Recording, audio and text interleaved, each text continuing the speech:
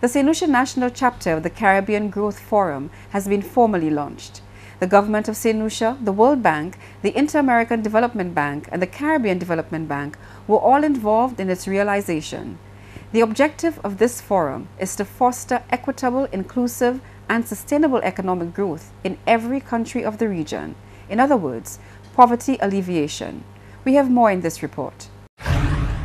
St. Lucia is the fourth country to join the recent Regional Economic Development, the Caribbean Growth Forum. The St. Lucian chapter was launched with government officials and other stakeholders on Tuesday, with high hopes that in the midst of economic crisis and less international support, sharing ideas will keep the small island states afloat. It is in this global context that we dialogue here today to search for solutions to the challenges that face us. We may be small, but our challenges are many and complex, sometimes defying economic wisdom and logic. I dare say that all of us here in this room today are fully aware of these obstacles to growth. In summary, we suffer from a general lack of competitiveness, human resource constraints, and a narrow economic base. The Prime Minister added that productivity from all sectors and persons from all walks need be increased.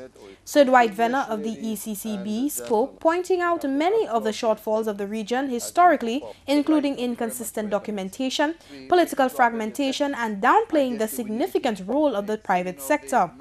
The countries of the OECS and the Eastern Caribbean Currency Union have been very seriously affected and have endured 4 years of negative growth.